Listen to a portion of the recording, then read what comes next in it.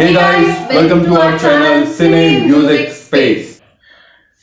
Aliens, ghosts, dinosaurs, super heroes के बाद अगर किसी टॉपिक में ऑडियंस को एक्साइट करने की पूरी कैपेबिलिटी है तो वो है ज़ॉम्बीज। जिस किसी भी क्रिएटिव पर्सन ने ज़ॉम्बीज के अराउंड कुछ भी क्रिएट किया है वो 90% सक्सेसफुल रहा है। हॉलीवुड के पास तो दर्जनों मूवीज हैं ज़ॉम्बीज के ऊपर, लेकिन इसमें कोरियन सिनेमा भी पीछे नहीं है। ट्रेन टू बुसान जैसी बोन चिलिंग मूवी के बाद 2019 में नेटफ्लिक्स पर रिलीज हुई south Korean zombie series kingdom, जिसने ज़ॉम्बीज को एक अलग ही अंदाज में पेश किया। एक पीरियोडिक बैकड्रॉप में ज़ॉम्बीज के आइडिया को रखकर इन्होंने 2 गजब के सीजन्स बना दिए और अब इसी सीरीज में एक और कड़ी जुड़ गई है जिसे किंगडम के स्पेशल एपिसोड की तरह लाया गया है, जो है kingdom Asin of the north. तो बिना किसी देरी के शुरू करते हैं review kingdom Asin of the north का। तो रिव्यू स्टार्ट करने से पहले अगर अभी तक आपने हमारे चैनल को सब्सक्राइब नहीं किया है तो आप हमारे चैनल को सब्सक्राइब कर दीजिए और बेल बटन को प्रेस कर दीजिए ताकि आगे आने वाली सारी वीडियोस की नोटिफिकेशन आपको मिलती रहे। Kingdom Asin of the north की कहानी बताती है कि आखिर जोसेन कंट्री में वो मिस्टीरियस प्लेग कैसे फैला जिसने लोगों को ज़ॉम्बीज में बदल दिया। फिल्म की कहानी में हम देखते हैं कि आसिन, जो कि इस फिल्म की मेन किरदार है, उसके रिवेंज का क्या कारण है और आखिर आसिन का किरदार किस पाथ पर जाएगा, इस बारे में है kingdom Asin of the north. इस फिल्म को डायरेक्ट किया है किम स्योंग ह्यून ने और इस फिल्म को लिखा है किम यून ही ने। इस फिल्म की मेन कास्ट है जियाना जुन, पार्क ब्योंग यून, किम सी आ, किम रोई हा, कू क्यो हुआन। बहुत लंबे ड्यूरेशन की फिल्म नहीं है, 1.5 घंटे की फिल्म है खाली, लेकिन परफेक्ट है। परफेक्ट है। मुझे लगता है कि 1.5 घंटे के अंदर उन्होंने जो रीजन समझाना था उन्होंने वो समझा दिया है, जो स्टैब्लिश करना था। बिकॉज देखा जाए मेरे अकॉर्डिंग जो मुझे समझ में आया वो पूरी तरह ज़ॉम्बीज के ऊपर नहीं थी। हाँ। मुझे लगता है जो प्लांट था और जो आसिन का जो कैरेक्टर जो सीरीज के आखिर में इंट्रोड्यूस हुआ था उसके ओरिजिन को लेके है। हाँ, एक्चुअली में ये दिखाने के लिए कि वो किस साइड जाएगी या उसका क्या पाथ रहेगा या फिर वो पॉजिटिव जाएगी या नेगेटिव जाएगी, वो डिस्क्राइब करने के लिए। क्योंकि मुझे ऐसा लग रहा है कि अब आगे वाली सीरीज में जो आशिन का कैरेक्टर है वो होने वाला है बहुत ही ज्यादा खतरनाक होने वाला है। Exactly, because she is I think मुझे लगता है कि मुझे लगता है कि आने वाली सीरीज में ज़ॉम्बी से बढ़कर कोई विलन आसिन नहीं होगी। हाँ, क्योंकि सीरीज हम लोगों ने देख रहे थे तो हमको नहीं था आइडिया कि कहां से ये प्लेग फैला, कहां से लोग ज़ॉम्बी बनना शुरू हो गए, कोई आइडिया नहीं था। लेकिन यहाँ पता लगता है कि नहीं, इन सब के पीछे इसके पीछे now I have a clear idea what she is doing and why she is doing and what she is thinking about. Actually motive क्या है, किस कारण से मोटिवेट हुई है वो सारे काम करने के लिए, मुझे लगता है वो रीजन समझाए गए हैं और डायरेक्टर ने बहुत अच्छे समझाया है इसके अंदर। She has plotted everything so nicely. मैं अगर देखूं तो मुझे ये पूरी जो स्टोरी दिखाई गई जिस तरीके से, मुझे इसमें एक चीज बहुत अच्छी लगी कि there were so many things which were not predictable. मतलब इतने ट्विस्ट एंड टर्न्स दिखाए हैं और they were somewhere they were true. मतलब अगर जब हम अगर किंगडम की पहली सीरीज के बारे में भी बात करें हम, तो उसमें भी कैसे किंगडम रन करने के लिए पॉलिटिक्स चल रही थी, कैसी चीजें हो रही थी, वो सब दिखाया गया।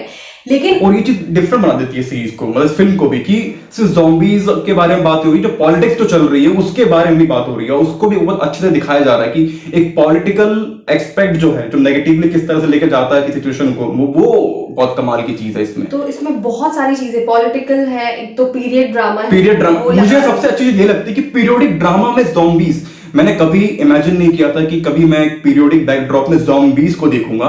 क्योंकि मैंने ऐसे फिल्म्स देखी हैं जो फ्यूचर में दिखाया जा रहा है कि फ्यूचर में ज़ॉम्बीज आ गए तो क्या होगा, या प्रेजेंट सिनेरियो में आ गए तो क्या होगा। लेकिन पीरियोडिक बैकड्रॉप में, क्योंकि आपके पास इतने रिसोर्सेज नहीं है, नॉलेज नहीं है, ये पूरी मूवी मुझे लगता है कि एक बहुत अच्छा पर्पस देती है और आगे आने वाली जो सीरीज है उनके लिए इंटरेस्ट और ज्यादा बिल्ड कर देती है। मुझे लगता है बहुत ही स्ट्रॉन्ग बेस क्रिएट कर दिया है इस फिल्म ने। हाँ। और तुम देखोगी कि डायरेक्टर ने आसिन के कैरेक्टर को जो चेंज किया है, जो एकदम स्विच दिखाया है आफ्टर व्हेन शी, मुझे लगता है कि इसका क्रेडिट जाता है राइटर को, जिस तरह से उन्होंने लिखा है पूरे स्टोरी, इतनी शॉर्ट बट क्रिस्प है, पूरी कहानी क्रिस्प है, इंटरेस्टिंग। या इस फिल्म को लिखा था किम यून ही ने और बहुत ही कमाल का लिखा उन्होंने, बहुत ही कम टाइम में उन्होंने सारी चीजें एस्टैब्लिश कर दी हैं। बहुत ज्यादा डायलॉग्स भी नहीं है, नहीं डायलॉग्स भी नहीं है, बहुत ज्यादा डायलॉग्स भी नहीं है, 1 घंटे की मूवी के हिसाब से डायलॉग्स नहीं है एक्चुअली में, बट सीन्स के अकॉर्डिंग, सीन्स के थ्रू ही उन लोगों ने सारा कुछ डिलीवर कर दिया है। That is very amazing. तो मैं वेट कर रहा हूं कि अब नेक्स्ट सीरीज में क्या होने वाला है। और इतने अच्छे तरीके से आसिम का कैरेक्टर लिखा गया है कि तुम एट द सेम टाइम उससे सिंपैथाइज भी करोगे, बट जब तुम उसका वे देखोगे रिवेंज लेने का, मतलब उस टाइम पे फिर तुम कंफ्यूज हो जाते हो कि तुम्हें प्रिंस से ज्यादा वो है लगाव है या फिर आसिम की जो रिवेंज है। लगाव तो क्या प्रिंस से ही है, हाँ, नहीं मतलब बट फिर भी उसका जो भी रिवेंज है दैट इज ऑल्सो जस्टिफाइड।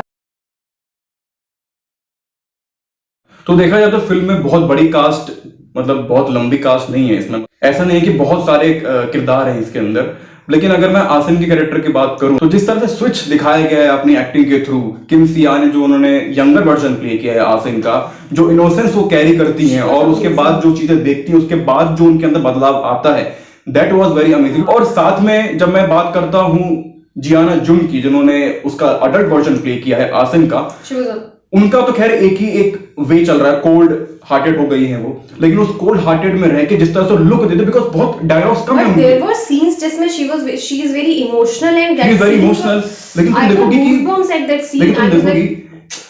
कि बहुत कम डायलॉग्स हैं, जहां डायलॉग्स नहीं, अपनी आंखों से वो अपने अंदर गुस्सा बयां कर दे रही है कि किस तरह के इमोशनल टर्मोइल से गुजर रही है वो अंदर। जितने भी कैरेक्टर, इवन सपोर्टिंग कैरेक्टर्स भी थे, they were really good। चाहे वो आसिम के फादर हो, चाहे वहां का प्रिंस हो, और इसमें एक नेगेटिव कैरेक्टर भी इंट्रोड्यूस किया गया। आई डोंट नो वो शायद आने वाले सीरीज में दोबारा अच्छे एक लंबे स्पैन के लिए आएगा, लेकिन थोड़े स्पैन के लिए भी उसने ये प्रूव कर दिया कि वो बहुत विलनियस कैरेक्टर हो सकता है आने वाली सीरीज में। इस फिल्म की अगर सिनेमाटोग्राफी की बात करें तो एक तरह के विजुअल ट्रीट भी है, बहुत सुंदर सुंदर दृश्य दिखाए गए हैं, चाहे वो जंगल का दृश्य ले लो, चाहे वो जहां पर जर्चन्स लड़ाई करने आ रहे हैं जोसियन वाले लोगों से, टाइगर ज़ॉम्बी मैंने टाइगर्स की जो शॉट है, या फिर अगर एक स्टार्टिंग का ही जो शॉट है, जो वो हिरन वाला शॉट है, वो वाली इतनी खूबसूरत है, मुझे लगता है कि बहुत खूबसूरती से दिखाया गया है, पेंटिंग की तरह एक एक फ्रेम को क्रिएट किया गया है। चाहे अगर गांव में जो बर्बादी दिखाई गई है उसको भी एक पेंटिंग की तरह वो लोग शोकेस कर रहे हैं। और हाँ, जैक स्नाइडर की आर्मी ऑफ द डेड के बाद मैंने दूसरी बार कोई ज़ॉम्बी टाइगर देखा है, मेरे लिए बहुत एक्साइटिंग हो जाता है। बहुत टाइगर को बहुत ज्यादा फैंटेसाइज नहीं किया, एग्जैक्टली रियलिस्टिक रखते हुए उसको एज अ ज़ॉम्बी दिखा दिया, व्हिच वाज वेरी गुड। एक चीज जो मुझे बहुत अच्छी लगी डायरेक्शन और सिनेमेटोग्राफी दोनों की, कि उन्होंने डायलॉग्स नहीं दिए हैं ज्यादा, लेकिन उन्होंने जो डिफरेंस है ना, जो इनके लोअर क्लास और अपर क्लास का, वो उन्होंने कॉस्ट्यूम से, जेस्चर से, इवन मेकअप से, थ्रू द मेकअप और उन्होंने दिखा दिया। जैसे स्टार्टिंग के सीन में द लेडी जो अपर क्लास की थी, she was wearing a white cloth and she was very clean, और उनका फेस भी उस हिसाब से ग्लो कर रहा था। And at the same time जो उनके विलेज के थे, उनके दांत थोड़े से येलोइश से थे, कॉस्ट्यूम्स ब्लैक कलर के थे, तो वो जो डिफरेंस दिखाया ना उन्होंने, without so many dialogues, without saying anything, उन्होंने जो बहुत सारी चीजें बोली, दैट इज वेरी ब्यूटीफुल। तो जैसे कि अभी हम बात कर रहे थे कि इसमें ज़ॉम्बीज को एक पीरियोडिक बैकड्रॉप में रखा गया है और उसी के अकॉर्डिंग उनकी एक्शन सीक्वेंसेस को भी डिजाइन किया गया, जो बहुत ही अच्छे से कोरियोग्राफ भी लगता है। लेकिन उसके बीच भी आसिफ को जिस तरह से उन लोगों ने रखा है ज़ॉम्बीज के बीच में, that was very interesting. With them. Way she was standing there, it was like she was so comfortable. अगर आप इस फिल्म को इस मोटिव से देखने आ रहे हैं कि आपको इसमें ज़ॉम्बीज के बारे में देखने को मिलेगा, तो ऐसा नहीं है। ज़ॉम्बीज वाला पार्ट कम है, इसमें ओरिजिन का पार्ट ज्यादा है। किंगडम के बाद ये एपिसोड देखना मेरे लिए बहुत इंटरेस्टिंग रहा है, और मैं ये रेकमेंड करूंगा आप सभी से कि जिन लोगों ने किंगडम की सीरीज देखी है और जिन लोगों ने नहीं भी देखी है, वो जरूर वो सीरीज देखें और ये एपिसोड भी देखें। It's a must watch movie. और the series is good, right? I mean series, I have just no word for the series. Yeah, ये उन सीरीज या मूवीज में से है जो कि एक कोई मास्टरपीस टाइप का बन गया, because it is beautiful. अगर आपने ट्रेन टू बुसान देखी है और अगर आप एक और बोन चिलिंग एक्सपीरियंस के लिए तैयार हैं, तो जस्ट वॉच किंगडम। आज के लिए बस इतना ही। आपको ये रिव्यू कैसा लगा? अगर आपने मूवी देख ली है तो आपको ये मूवी कैसी लगी आप हमें कमेंट सेक्शन में बता सकते हैं। मिलते हैं आपसे अगले वीडियोस में। Bye bye and take care.